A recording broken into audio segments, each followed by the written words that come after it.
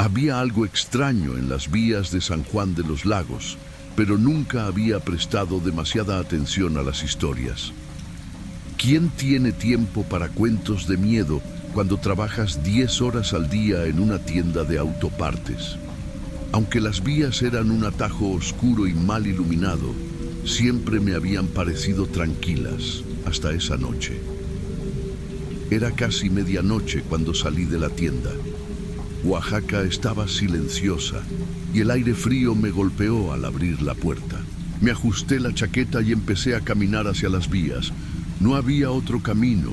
El cierre de una calle cercana había complicado mi ruta habitual. Mientras más me acercaba, más pesado se sentía el ambiente, como si el aire estuviera cargado de algo más que humedad. Cuando llegué al tramo abandonado, lo sentí por primera vez. Un susurro leve, casi imperceptible, que parecía viajar con el viento. Me detuve en seco, mirando a mi alrededor. No había nadie. Tal vez eran ramas o el crujir del metal viejo. Eso me dije para calmarme. Seguí caminando, pero los murmullos se hicieron más claros. Ya no eran solo ruidos, eran voces femeninas, entremezcladas, como si estuvieran discutiendo o cantando algo incomprensible. Mi respiración se aceleró, pero me forcé a seguir. Son solo ruidos. No pasa nada, me repetí. De repente vi algo que me detuvo por completo. Una sombra cruzó el camino frente a mí, rápida, como si estuviera flotando. Mi pecho se congeló y mi primer instinto fue correr, pero algo en mí quería entender qué estaba pasando. Miré hacia los lados, intentando encontrar un sentido a lo que había visto, pero las sombras parecían jugar conmigo. Cuando finalmente crucé las vías y llegué a la carretera principal, los murmullos desaparecieron. Fue como si todo volviera a la normalidad, pero yo no. Esa noche apenas dormí. El recuerdo de esas voces seguía rondándome, como si las tuviera susurrando en mi oído. ¿Sabes esa sensación de que algo malo está por venir, pero no puedes evitarlo? Así me sentí al día siguiente. Intenté convencerme de que los murmullos eran mi imaginación, pero en el fondo sabía que había algo raro en ese lugar. Esa noche volví a salir tarde del trabajo. A mitad de las vías vi una luz parpadeante a lo lejos. Parecía el reflejo de una fogata. Por un momento pensé en dar la vuelta, pero mi curiosidad fue más fuerte que el miedo. Cuando me acerqué, vi a 3 hombres sentados alrededor del fuego.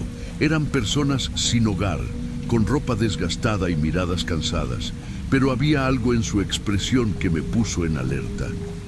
Parecían nerviosos, como si estuvieran esperando que algo malo sucediera. ¿Qué haces aquí?, me preguntó uno de ellos, con la voz grave y rasposa. Solo paso por aquí, respondí, intentando sonar tranquilo. Otro hombre, más joven, señaló hacia las vías detrás de mí. Las escuchaste, ¿verdad? Las voces siempre empiezan así. Mi corazón dio un vuelco. ¿Cómo sabían eso? El hombre más viejo, Raúl, se inclinó hacia mí. Su rostro estaba cubierto de cicatrices y su mirada era seria. No deberías estar aquí. Este lugar no es para nosotros. Estas tierras son de ellas. ¿De quiénes?, pregunté, aunque en el fondo ya sabía la respuesta. Las brujas, murmuró. El ambiente se volvió aún más pesado. Los murmullos comenzaron de nuevo, suaves al principio, pero aumentando en intensidad. Los 3 hombres apagaron el fuego rápidamente, como si eso pudiera protegerlos. De repente uno de ellos gritó: ¡ahí están! Me volví, pero no vi nada, solo oscuridad y el reflejo de la luz de la luna. Sin embargo, sentí que algo nos observaba, algo que no podía explicar. Salimos corriendo, y aunque ninguno de nosotros habló, todos sabíamos que habíamos sentido lo mismo. Un miedo que parecía venir de otro mundo. Después de esa noche, juré no volver a pasar por las vías. ¿Quién en su sano juicio querría regresar a un lugar como ese? Pero la vida no siempre te da opciones. Apenas 2 días después, salí aún más tarde del trabajo. La calle alterna seguía cerrada y no me quedó más remedio que tomar el atajo por las vías. Desde que me acerqué, supe que algo estaba mal. Había una columna de humo oscuro subiendo desde el mismo lugar donde había visto la fogata. El olor era inconfundible, una mezcla entre madera quemada y algo más. Algo que olía a podrido, como si fuera carne quemada. Mi corazón empezó a latir con fuerza, pero esta vez no corrí.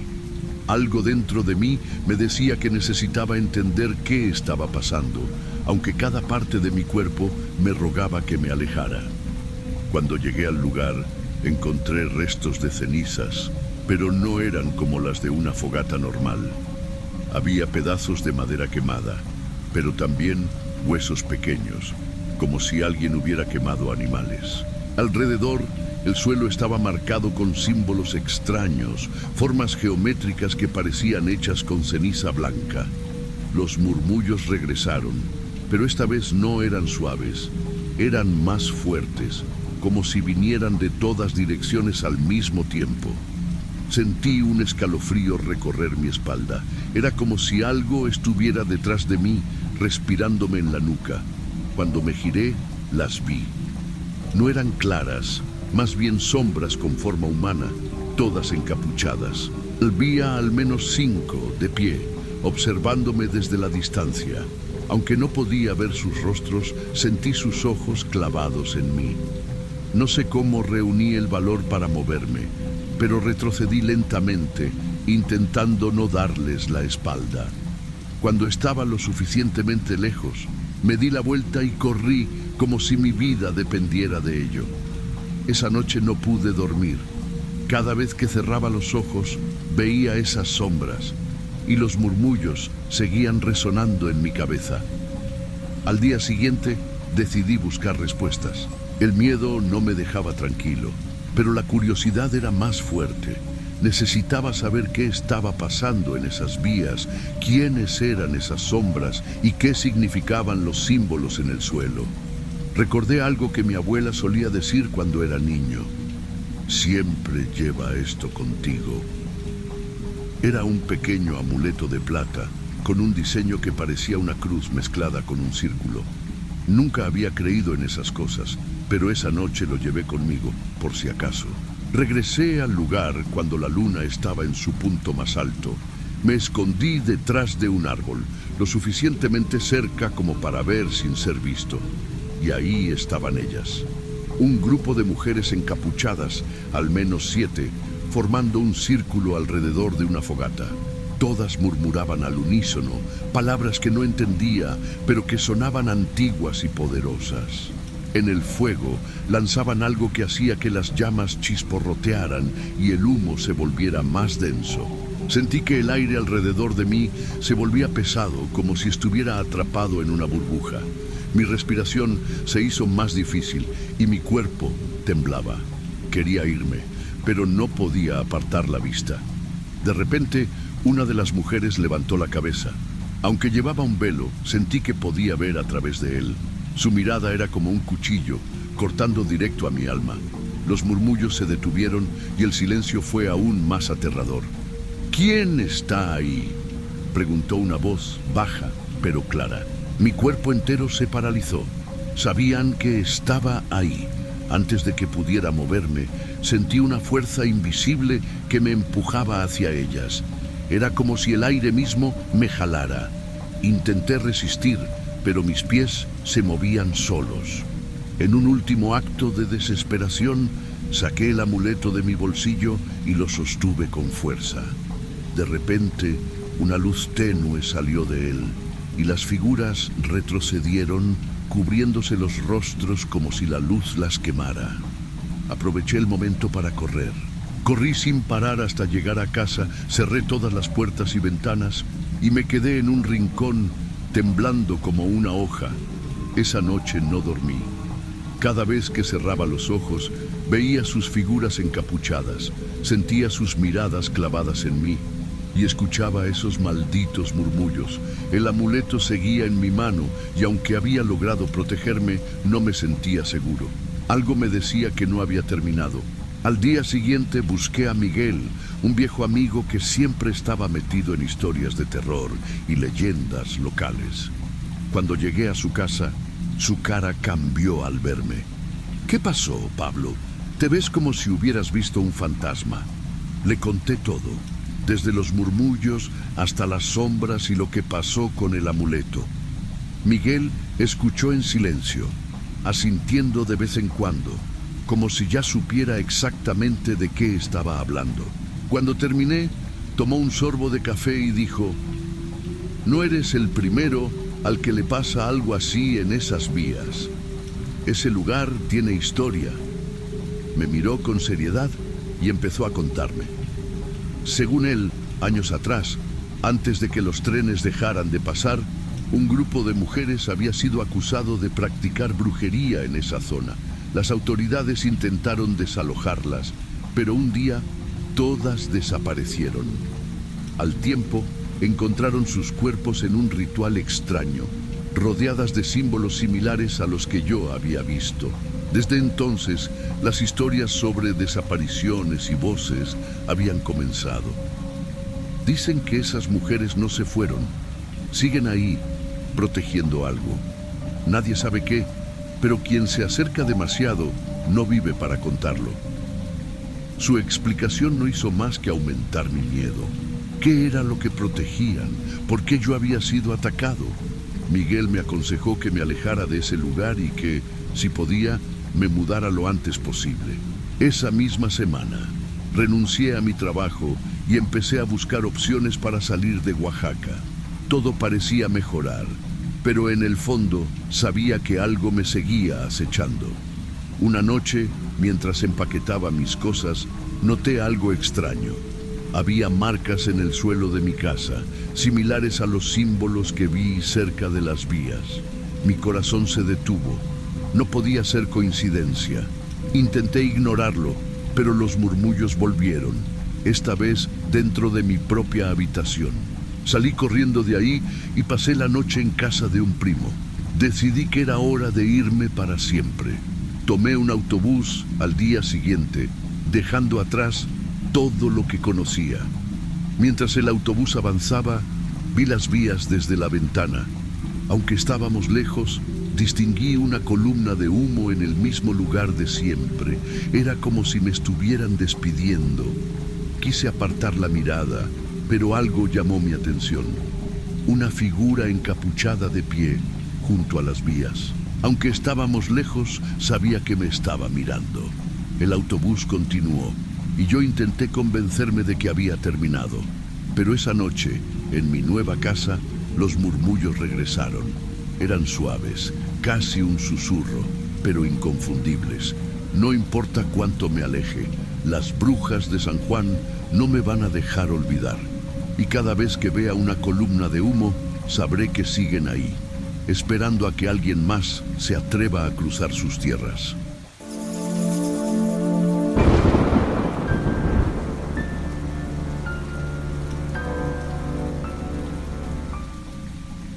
Cuando llegamos al pueblo de Tepoztlán, algo en el ambiente me hizo sentir incómodo. No era solo el silencio extraño o la forma en que las montañas parecían rodear el lugar como si quisieran protegerlo de algo. Era algo más, algo que no podía explicar. Mi novia Camila, por el contrario, estaba encantada. Había insistido durante meses en que visitáramos a su abuela, Doña Rosa, una mujer que vivía sola en una casita de adobe rodeada de milpas. Para ella, era una oportunidad de reconectar con su familia y descansar. Para mí, era una forma de escapar de la rutina. Pero desde el momento en que bajamos del autobús y vimos el camino de tierra que llevaba a la casa, sentí que no estábamos tan lejos de lo que deberíamos temer. La casa de Doña Rosa era pequeña, pero acogedora. Olía a maíz recién molido y a hierbas secas colgadas en la cocina. Nos recibió con un abrazo cálido, pero su mirada era diferente. No era solo alegría de vernos. Había algo más, algo que parecía decirnos que no estábamos completamente a salvo. Esa noche, mientras cenábamos tamales hechos por doña Rosa, la conversación tomó un giro inesperado. Aquí en el pueblo hay cosas que uno aprende a respetar, dijo de repente, dejando su taza de café en la mesa. Especialmente las luces. ¿Qué luces?, pregunté, intentando sonar casual. Las luces que aparecen en la milpa, respondió, su voz grave y seria. No son de Dios, son brujas, y cuando se acercan siempre traen desgracia. Camila se rió nerviosamente, pensando que su abuela solo estaba exagerando, pero yo noté algo en su tono que me hizo dudar. Doña Rosa no estaba bromeando. Nunca salgan después de la medianoche, y si las ven, no las miren. Es mejor ignorarlas. Esa noche, mientras nos preparábamos para dormir, no pude evitar mirar por la ventana. A lo lejos, entre las montañas y la milpa, vi algo. Era pequeño, un brillo que parecía moverse lentamente. Sentí un escalofrío, pero cerré las cortinas, intentando convencerme de que solo era mi imaginación. Al día siguiente, Camila sugirió que saliéramos a caminar por la milpa. El sol brillaba alto y el día parecía despejado y tranquilo. Aunque no quería admitirlo, las palabras de doña Rosa seguían en mi mente, pero no quería parecer paranoico, así que acepté. Mientras caminábamos por los senderos polvorientos, el aire olía a tierra fresca y maíz. A lo lejos podíamos ver el arroyo que doña Rosa había mencionado. Todo parecía normal, incluso bonito, pero conforme el sol empezó a bajar, el ambiente cambió. El cielo, que antes era de un azul claro, ahora estaba cubierto de nubes que reflejaban colores rojizos y naranjas, y entonces las vimos. Dos luces flotaban entre las plantas de maíz, moviéndose de una manera que no parecía natural. Eran pequeñas, del tamaño de una pelota, pero brillaban intensamente. ¿Eso es lo que decía tu abuela?, pregunté en un susurro. Camila no respondió. Solo me apretó el brazo, su rostro lleno de miedo. Antes de que pudiéramos reaccionar, un grito desgarrador rompió el silencio. Era un sonido agudo, como si alguien estuviera siendo torturado. Provenía de la milpa cerca de las luces. «¡Tenemos que irnos!», gritó Camila tirándome del brazo. Corrimos de vuelta a la casa, sintiendo que algo nos seguía. Cada vez que volteábamos, las luces estaban más cerca, como si jugaran con nosotros. Cuando finalmente llegamos, doña Rosa ya nos esperaba en la puerta, con una expresión pálida y aterrorizada. «Les dije que no salieran después de la medianoche», murmuró, cerrando la puerta detrás de nosotros. «Ahora ya saben dónde están». Esa noche, mientras intentaba dormir, escuché algo. Era un murmullo, suave pero claro, como si alguien estuviera hablando justo afuera de la ventana. No quise mirar, pero sabía que las luces seguían ahí, esperando. Esa madrugada no dormimos. Los murmullos fuera de la casa continuaron durante horas, hasta que finalmente se desvanecieron al amanecer. Doña Rosa estaba despierta antes que nosotros, sentada en su mecedora con un rosario entre las manos. Su mirada estaba perdida, como si estuviera recordando algo que quería olvidar. Después del desayuno, me armé de valor y le pregunté: «Doña Rosa, ¿qué son esas luces? ¿De verdad son brujas?». Ella dejó el rosario sobre la mesa y suspiró profundamente. «Hace muchos años, cuando yo era niña, las luces también estaban aquí. Mi madre siempre decía que eran almas de brujas atrapadas entre este mundo y el otro. Mujeres que hicieron pactos oscuros y nunca encontraron descanso. Pero no son solo luces. Buscan algo o a alguien». Camila, que había estado escuchando en silencio, finalmente habló. «¿Qué buscan?». «Vida, querida. Buscan vida para alimentarse». Doña Rosa se levantó y fue hacia una vieja repisa. De ahí sacó un cuaderno antiguo, con las páginas amarillentas y la cubierta desgastada. Lo dejó sobre la mesa y nos indicó que lo abriéramos. Esto era de don Jacinto, un vecino que vivió aquí hace años. Él las vio más de cerca de lo que cualquiera debería. El diario estaba lleno de dibujos y notas detalladas. Había croquis de las luces y descripciones aterradoras de cómo cambiaban de forma. En una de las páginas había un dibujo que me heló la sangre. Una figura humanoide dentro de una luz, con ojos que parecían brasas ardientes. Él perdió a su esposa, continuó doña Rosa. Dijo que las luces la tomaron porque la miró directamente. Esa fue su última noche juntos. Camila cerró el diario de golpe, su rostro pálido. Yo quería decir algo para tranquilizarla, pero antes de que pudiera hacerlo, un sonido afuera nos congeló. Era un golpe seco, como si algo estuviera tocando la ventana. Nos giramos al unísono y ahí estaban. Las luces habían regresado. Las luces no se movían. Flotaban frente a la ventana, como si esperaran una invitación para entrar. Podía sentir su presencia, pesada y sofocante.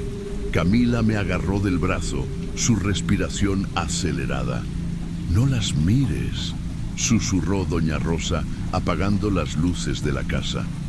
La habitación quedó en penumbra, y por un momento pensé que eso las haría irse, pero me equivoqué. Las luces comenzaron a moverse, rodeando la casa, y el murmullo regresó. Esta vez era más fuerte, como si hubiera más de ellas. No podía resistir la curiosidad. Saqué mi celular y apunté hacia la ventana para grabar. Pero cuando revisé la pantalla, no había nada. Las luces no aparecían. «¿Qué estás haciendo?», gritó doña Rosa, arrebatándome el celular. «Ahora saben que estás aquí». Antes de que pudiera responder, una de las luces golpeó la ventana con fuerza, como si estuviera tratando de romperla. El vidrio tembló y el murmullo se convirtió en un sonido más agudo, casi una risa distorsionada. «Pónganse esto», ordenó doña Rosa, sacando unas cruces de madera de un cajón. Nos las entregó y comenzó a rezar en voz alta. Las luces continuaban rodeando la casa, golpeando las ventanas y las paredes. El calor en la habitación aumentaba y el aire se volvió pesado. Entonces ocurrió lo peor. Una de las luces encontró una pequeña grieta en la ventana y se coló. En ese instante dejó de ser solo una luz. Lo que apareció frente a nosotros era una figura humanoide, translúcida, con ojos que ardían como brasas. El tiempo pareció detenerse. La figura avanzó lentamente hacia nosotros y su presencia era tan abrumadora que apenas podía respirar. Doña Rosa, con el rosario en la mano, se interpuso entre la figura y nosotros. «¡No los tocarás!», gritó alzando la cruz. La figura se detuvo, pero su mirada seguía fija en mí. Entonces, como si hubiera recibido una orden, desapareció en un destello, dejando atrás un rastro de calor y el sonido de un susurro que decía mi nombre. La desaparición de la figura humanoide no trajo alivio. Las luces seguían rodeando la casa y el murmullo se intensificaba con cada minuto. Parecía que estaban furiosas, como si hubiéramos cruzado algún límite.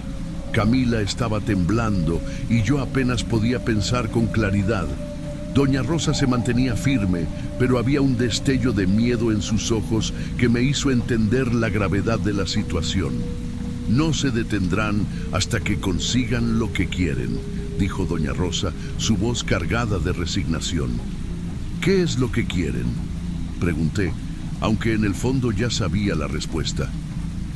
«Una vida», respondió, mirándome directamente, «y no se irán sin ella».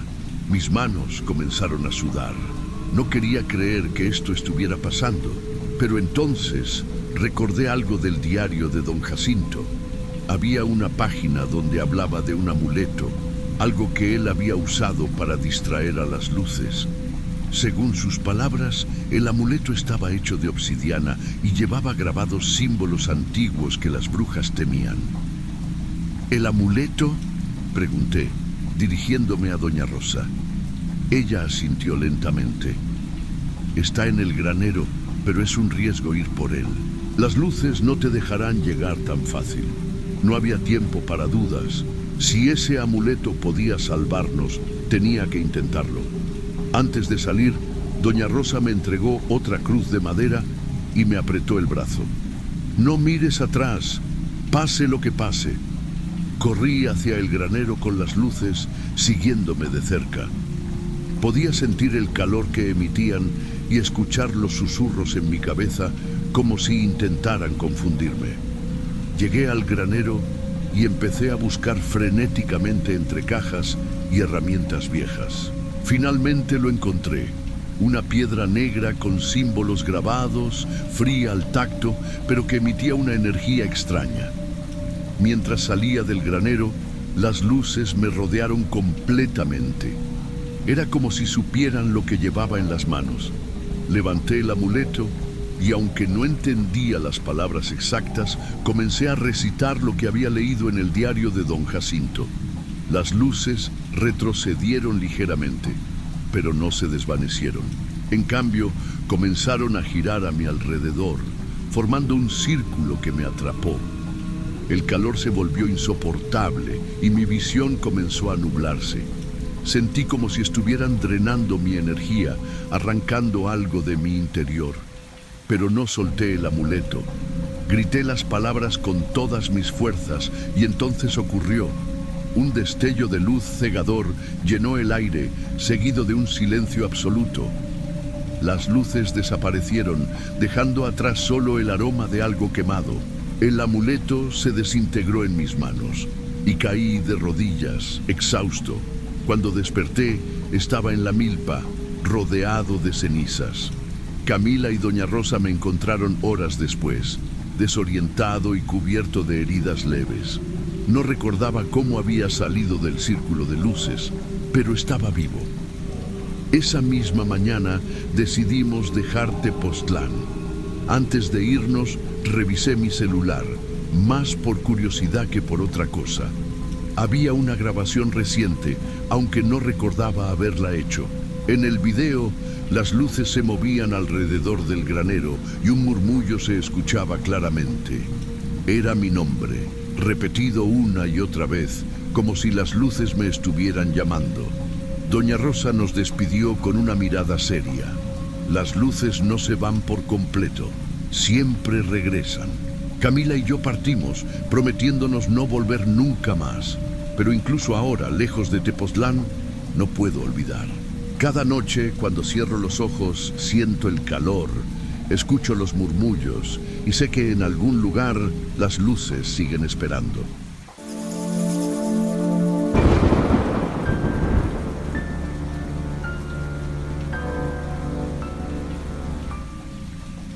San Cristóbal de las Casas siempre ha tenido su propia manera de envolverte en sus historias. Yo soy Pedro, un pescador que ha vivido toda su vida en este lugar.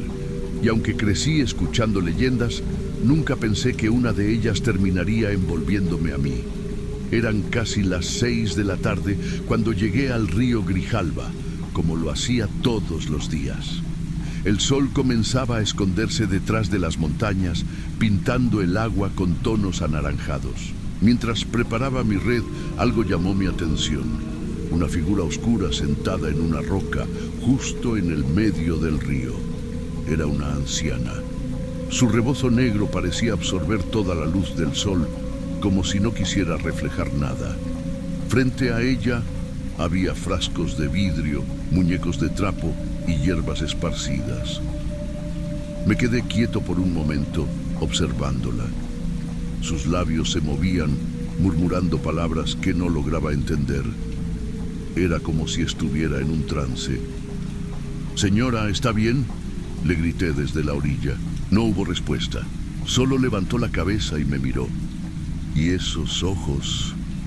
No puedo explicarlo, pero eran vacíos y al mismo tiempo llenos de algo que no era humano. Sentí un escalofrío recorrerme la espalda. Decidí acercarme. El agua estaba fría, pero no podía quitar los ojos de ella. A cada paso que daba, el olor a hierbas se hacía más fuerte. Un aroma tan intenso que me mareaba. Cuando estuve a unos metros, habló.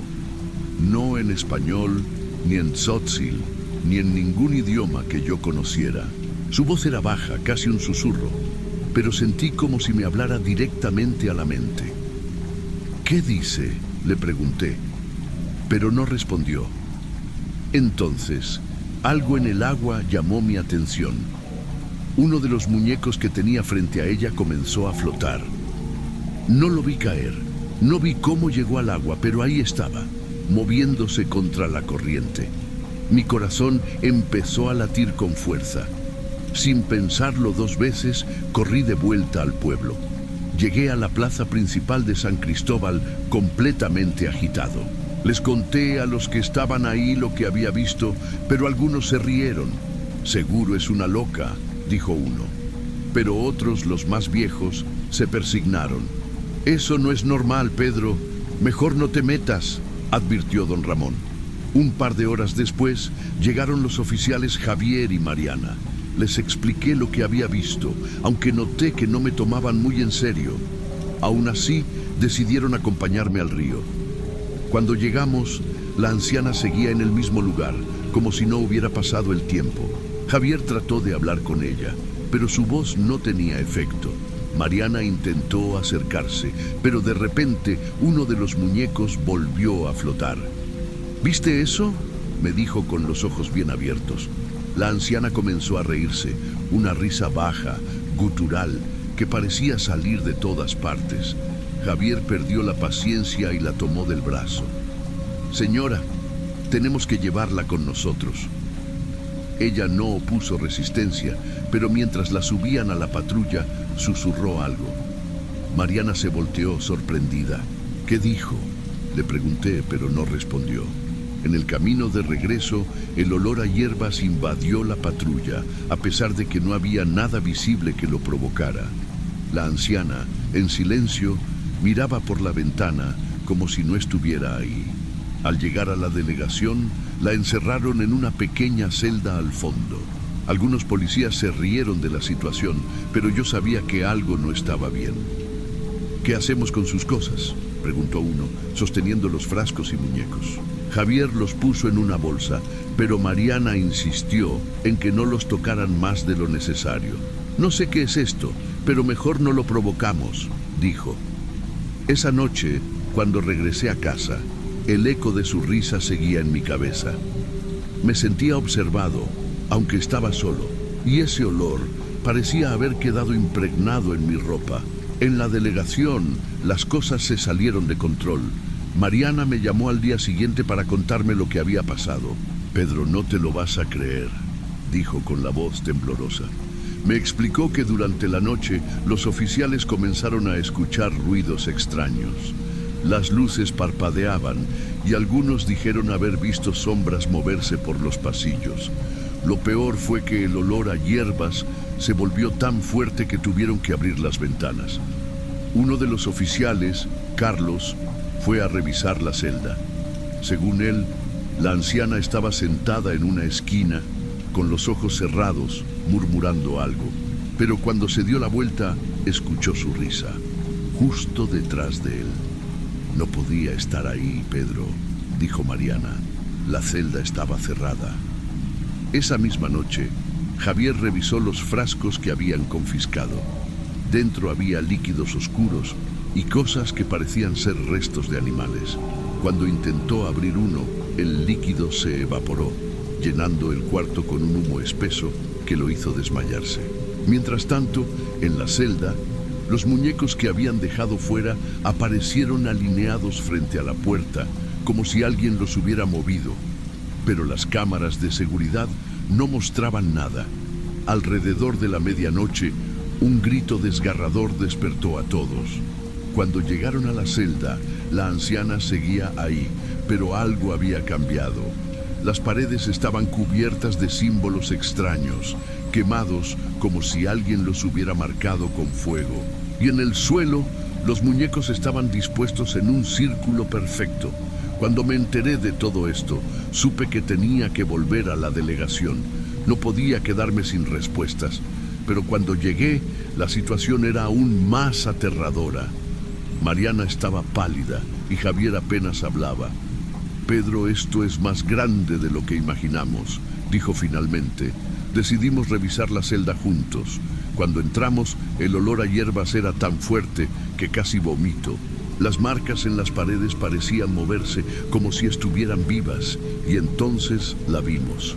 La anciana estaba de pie en el centro del círculo de muñecos. «Ya vienen», dijo con una voz que no era la suya. En ese momento, las luces se apagaron y el frío invadió el lugar.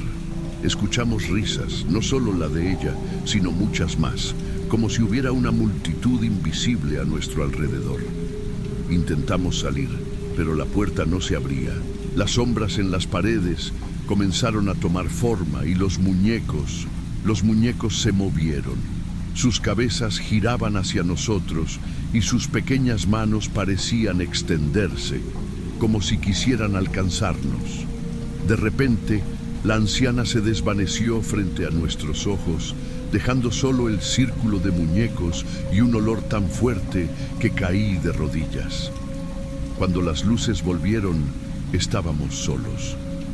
La celda estaba vacía, pero las marcas en las paredes seguían ahí, brillando con un leve resplandor rojo. Esa fue la última vez que alguien vio a la anciana. La delegación cerró días después y el caso nunca se resolvió.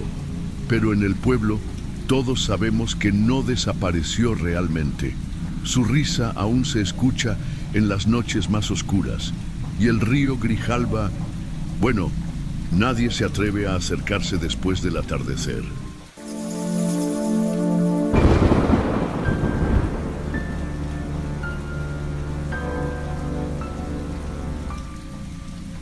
Cuando tenía unos 10 años, vivíamos en las afueras de Guanajuato, cerca de La Valenciana.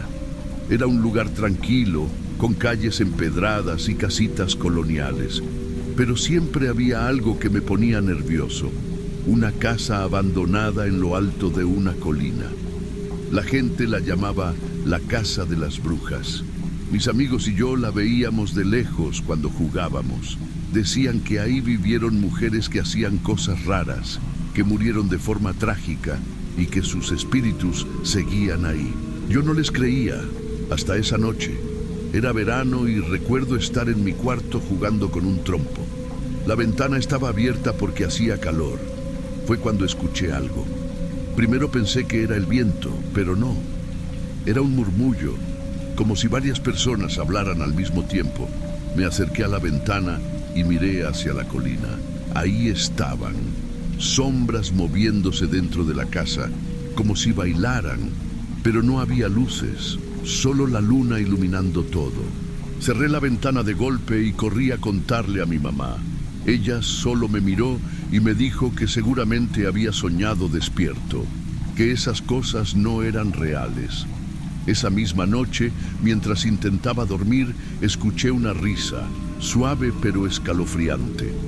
Me armé de valor y miré por la ventana otra vez. Lo que vi me dejó helado. Una figura femenina, alta, de cabello largo y negro, parada en la entrada de la casa, mirándome directamente. 20 años después, volví a Guanajuato. Había estado viviendo en la Ciudad de México y, sinceramente, había enterrado esos recuerdos en algún rincón de mi mente. Pero cuando mi hermana Clara me invitó a pasar unos días en nuestra antigua casa, todo volvió como un golpe. En nuestra primera noche juntos, mientras cenábamos, Clara mencionó algo que me hizo soltar el tenedor. ¿Te acuerdas de la Casa de las Brujas?, preguntó casualmente. Claro que sí, respondí, tratando de actuar tranquilo, aunque mi corazón se aceleró. Dicen que últimamente han desaparecido niños cerca de ahí. La gente sigue diciendo que esa casa está maldita. No sé qué fue lo que me impulsó, pero decidí que tenía que volver. Quería enfrentar ese miedo, saber si lo que vi de niño era real o solo producto de mi imaginación. Clara no estaba convencida. ¿Estás loco? ¿Para qué quieres volver ahí?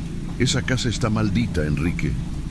Al final, después de mucho insistir, aceptó acompañarme. Al día siguiente, subimos juntos la colina.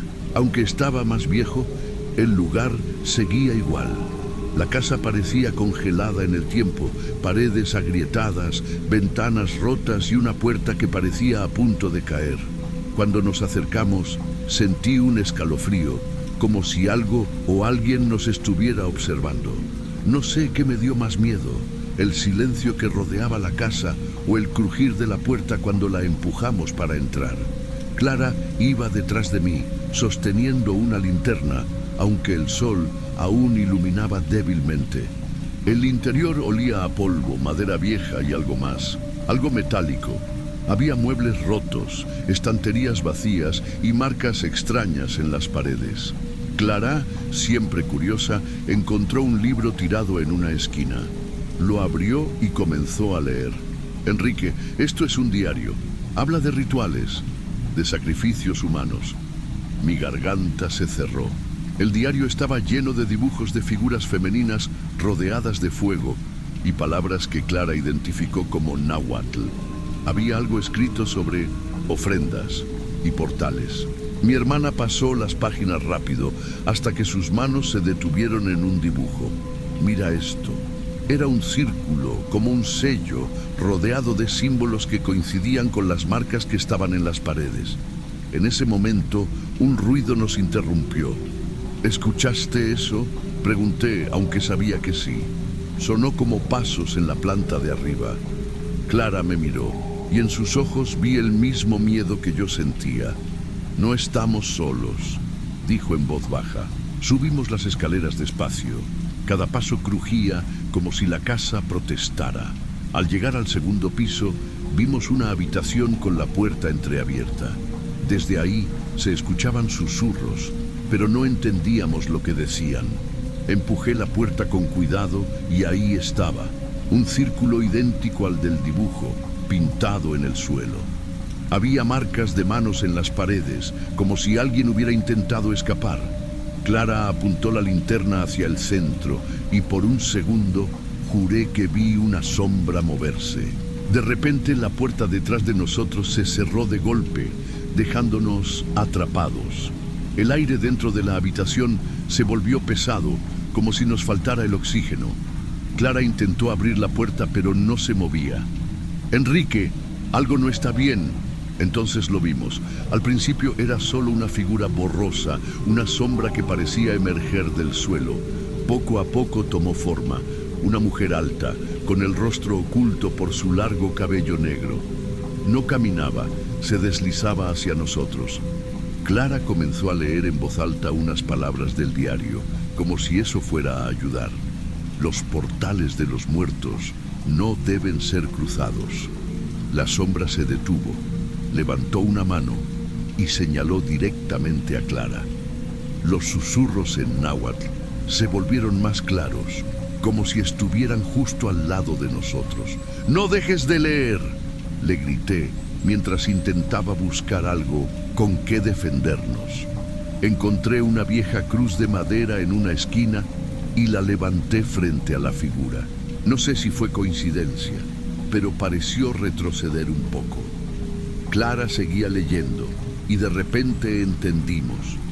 Los rituales realizados ahí no solo invocaban espíritus, sino que los ataban a este lugar. La figura comenzó a moverse más rápido y el círculo en el suelo empezó a brillar con una luz roja intensa. Sentí como si el suelo estuviera temblando bajo mis pies. Clara, hay que salir de aquí.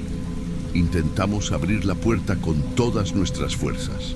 Justo cuando la figura estaba a punto de alcanzarnos, la puerta se abrió de golpe, como si algo invisible nos empujara hacia afuera. Corrimos escaleras abajo sin mirar atrás, pero justo antes de salir, giré la cabeza. Ahí estaba ella, parada en la ventana, observándonos con ojos brillantes que nunca olvidaré. Salimos corriendo de la casa, pero algo en mí no me dejaba seguir adelante.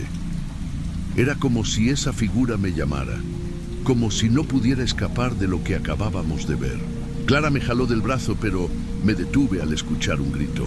Era un grito desgarrador que venía de dentro de la casa. ¿Lo escuchaste?, le pregunté con la voz temblando. «Vámonos, Enrique, por favor», El grito se convirtió en un llanto y luego en risas, como si varias mujeres estuvieran celebrando algo. Miré hacia la ventana y la vi de nuevo. La figura femenina nos observaba, pero esta vez no estaba sola. Detrás de ella, sombras más pequeñas comenzaban a aparecer, como si la casa estuviera cobrando vida. «No podemos dejarlo así», le dije a Clara, sintiendo una mezcla de miedo y determinación. Clara me miró como si estuviera loco. «¿Qué quieres hacer? ¿Volver ahí? Nos matarán. Tenemos que terminar con esto. No es solo la casa, Clara, es todo lo que significa». Volvimos a entrar, esta vez con el diario en nuestras manos. Clara buscaba desesperadamente algo en las páginas, mientras yo trataba de mantener la calma.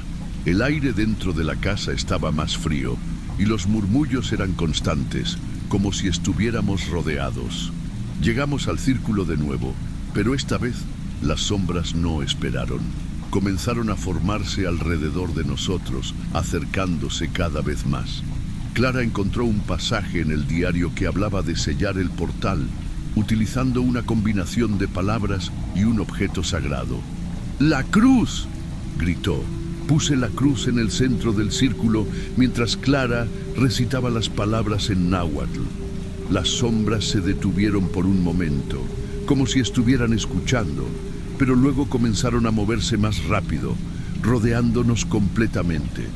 La figura principal apareció de nuevo, pero esta vez su rostro era visible, ojos completamente negros, con lágrimas de sangre corriendo por su rostro pálido. Se inclinó hacia Clara, quien apenas podía mantener su voz firme mientras leía. En el último momento, la cruz brilló intensamente y las sombras comenzaron a gritar, un sonido inhumano que nos perforó los oídos. La figura desapareció en un destello de luz roja y el suelo tembló como si la casa misma estuviera a punto de colapsar. ¡Corre!, grité, agarrando a Clara mientras todo a nuestro alrededor se desmoronaba. Logramos salir justo antes de que la casa se derrumbara por completo. Nos quedamos en la colina, mirando cómo el polvo y los escombros se asentaban. Por un momento, pensé que todo había terminado. Pero cuando miré hacia el suelo, vi algo que me hizo dudar. La cruz que habíamos usado estaba partida en dos, y una pequeña marca, idéntica al círculo que vimos dentro, estaba grabada en la madera. ¿Crees que se acabó?, preguntó Clara, todavía temblando. No lo sé, respondí sinceramente. Al volver al pueblo, intentamos contarle a la gente lo que había pasado. Algunos nos escucharon con atención, pero otros se rieron y nos dijeron que éramos unos exagerados. Nadie quería hablar más de la casa de las brujas. En los días siguientes investigamos más sobre el lugar. Descubrimos que hace más de 200 años un grupo de mujeres fue acusado de practicar brujería y sacrificios humanos. Fueron quemadas vivas en la colina y la casa fue construida sobre el lugar como una especie de prisión espiritual. Pero los rituales nunca se detuvieron y los espíritus de esas mujeres quedaron atrapados, buscando víctimas para sus prácticas. Una noche, mientras revisaba el diario una vez más, escuché algo que me heló la sangre. Risas femeninas, suaves pero claramente burlonas, justo afuera de mi ventana. Me levanté de golpe y miré hacia afuera, pero no había nadie. Sin embargo, en la distancia, en el lugar donde estaba la casa, una luz tenue brillaba, como si algo o alguien estuviera esperando. Clara me llamó al día siguiente para decirme que había tenido un sueño. La figura femenina la observaba desde la entrada de la casa, con los ojos negros fijos en ella. No sé si realmente logramos detener lo que estaba en esa casa, pero algo me dice que esa historia todavía no ha terminado.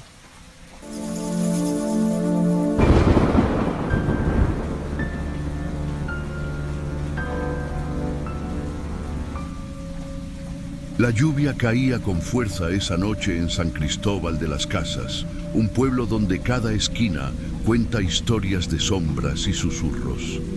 Desde temprano, el cielo estaba cubierto por nubes negras que prometían tormenta.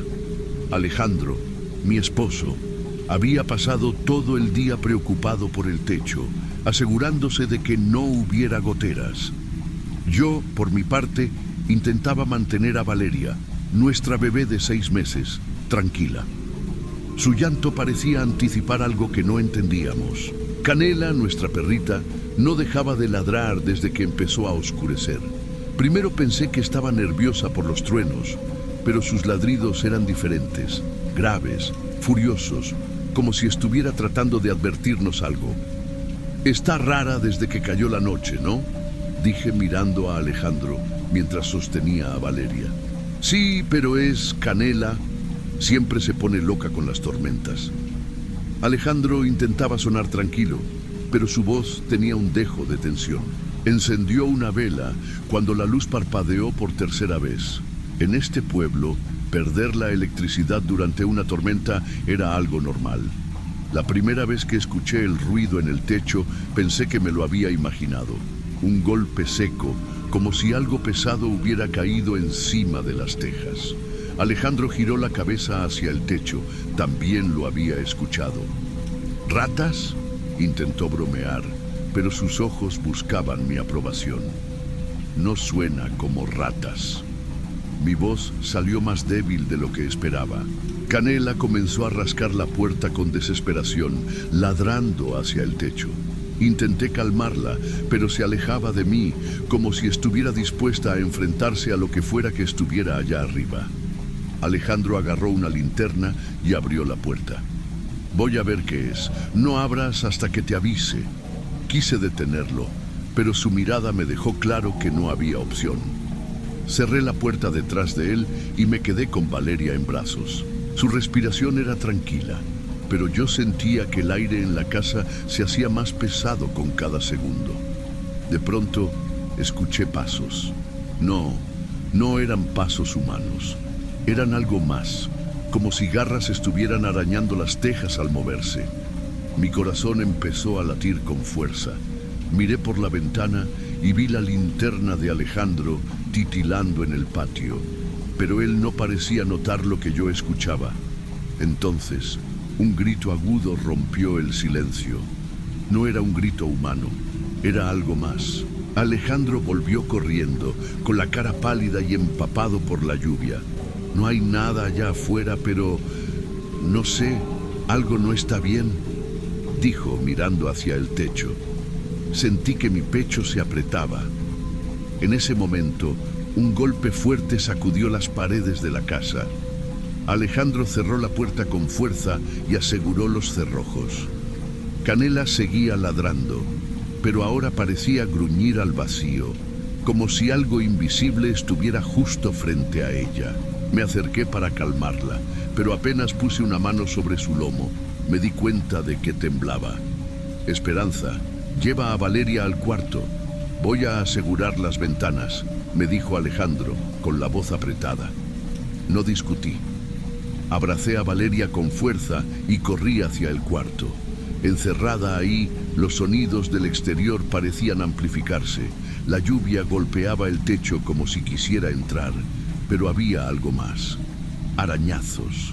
Era como si algo estuviera intentando abrirse paso desde arriba. Alejandro regresó al cuarto y cerró la puerta detrás de él.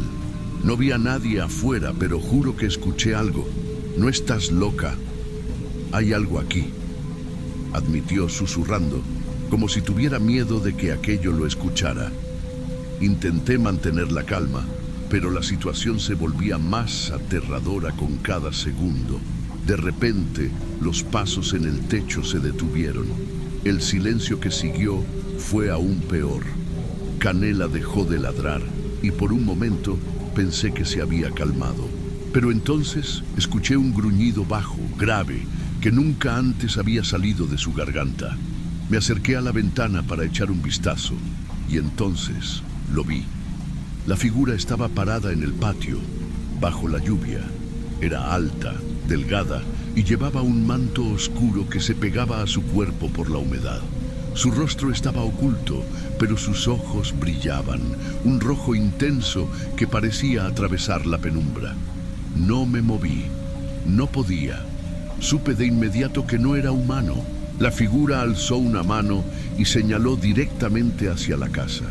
Sentí un frío que me recorrió todo el cuerpo. Entonces habló. No podía entender las palabras, pero sonaban antiguas, como si pertenecieran a un idioma olvidado. Alejandro me agarró del brazo y me alejó de la ventana. No te acerques, no sé qué es eso, pero no es bueno. De repente, el sonido de tejas rompiéndose me hizo mirar hacia el techo. Algo había caído al suelo del patio, justo frente a la figura encapuchada. Era Canela. Estaba herida, gimiendo débilmente. Alejandro corrió hacia la puerta, pero lo detuve. «No salgas, te va a matar». «No puedo dejarla así», respondió con los ojos llenos de rabia y miedo. La figura levantó la cabeza hacia nosotros. Aunque no podía ver su rostro, sentí que me estaba mirando directamente. Alejandro dejó caer la linterna. Su mano temblaba y por primera vez lo vi realmente asustado. ¿Qué quiere?», preguntó, casi en un susurro. «A Valeria», dije, sin pensar. Lo sabía. Esa cosa había venido por nuestra hija. En ese momento, la figura se movió. No caminaba, sino que parecía deslizarse hacia la puerta principal. Alejandro agarró el bate que teníamos en el cuarto y me miró. «Quédate aquí. No dejes que se acerque a Valeria». Salió del cuarto antes de que pudiera detenerlo.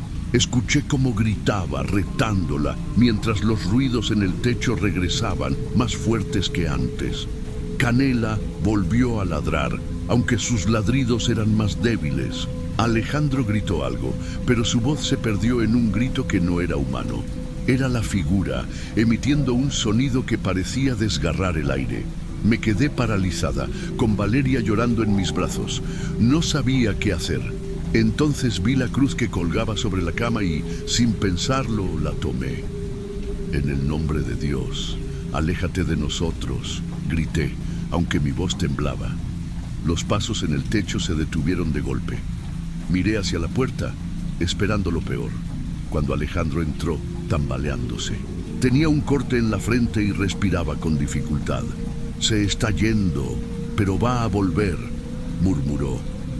La madrugada llegó lentamente, pero con ella no llegó la calma. La tormenta se había ido, pero el ambiente seguía cargado de un peso invisible.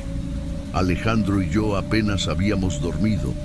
Canela estaba herida pero viva, acurrucada en un rincón del patio, mientras Valeria, finalmente tranquila, dormía en mis brazos. Cuando salimos al patio, los rastros de lo que había sucedido eran innegables. En medio del suelo mojado había un círculo perfecto hecho de cenizas y plumas negras. Dentro del círculo había símbolos tallados en la tierra, figuras que parecían de otro mundo. Alejandro se agachó para mirarlos más de cerca y su expresión cambió de confusión a miedo. Esto no es normal, Esperanza, es brujería», dijo con la voz entrecortada. No respondí. Mi mirada estaba fija en las marcas que ahora notaba en los brazos de Valeria. Eran pequeñas, como cortes finos, que formaban un símbolo similar a los que había en el círculo. Mi corazón se detuvo por un momento. ¿Cómo llegaron estas marcas a su piel?», pregunté, aunque ya sabía la respuesta. Alejandro negó con la cabeza, sin saber qué decir. El peso de la noche anterior nos aplastaba. Entonces lo decidimos. No podíamos quedarnos ahí. Teníamos que buscar ayuda, y rápido. Esa misma tarde fuimos a visitar a doña Carmen, una curandera conocida en San Cristóbal por su sabiduría en temas que otros temían. Su casa estaba llena de velas y figuras religiosas, pero había algo en ella que daba paz. Cuando le contamos lo que había pasado, asintió lentamente, como si no estuviera sorprendida. No son los primeros que vienen por algo así, dijo mientras preparaba un ramo de hierbas. Su voz era calmada, pero firme. La bruja que los atacó no vino por casualidad. Quería a la niña. Nos explicó que, según las leyendas locales, algunas brujas buscaban bebés para rituales que les daban más poder. Los símbolos que habían aparecido en Valeria eran marcas de un intento de conexión, un vínculo que buscaba atarla a su energía. Doña Carmen realizó una limpia a Valeria, rezando oraciones que no entendí por completo, pero que llenaron el cuarto de un calor extraño. Luego nos dio un pequeño talismán, hecho con un ojo de venado y plumas blancas. Pónganlo en su cuna y no lo quiten nunca. Esto la protegerá, por ahora, pero deben tener cuidado. Esa cosa no se detendrá tan fácil. Antes de irnos, nos miró con seriedad y nos dio una última advertencia. No permitan que el miedo los paralice, pero tampoco los subestimen. Las brujas no atacan una vez y se rinden. Ella volverá. Volvimos a casa con una mezcla de alivio y temor. Esa noche hicimos exactamente lo que doña Carmen nos dijo. Colocamos el talismán en la cuna de Valeria y rezamos juntos. Alejandro no soltaba el bate y yo no podía dejar de mirar por la ventana, esperando ver esos ojos rojos otra vez. Pasaron días, semanas, y comenzamos a sentir que tal vez todo había terminado. Decidimos mudarnos a otro lugar, lejos de San Cristóbal, para empezar de nuevo. Sin embargo, el miedo nunca se fue por completo. Las marcas en los brazos de Valeria, aunque más tenues, nunca desaparecieron del todo. Y a veces por las noches me despertaba con la sensación de que algo o alguien nos observaba. Años después, mientras Valeria jugaba en el jardín de nuestra nueva casa, me di cuenta de que nunca habíamos escapado realmente de esa noche. Aunque no habíamos vuelto a ver a la bruja, su sombra seguía con nosotros. En las noches de tormenta, aún escucho esos pasos en el techo, como un recordatorio de que el mal nunca desaparece del todo, solo espera.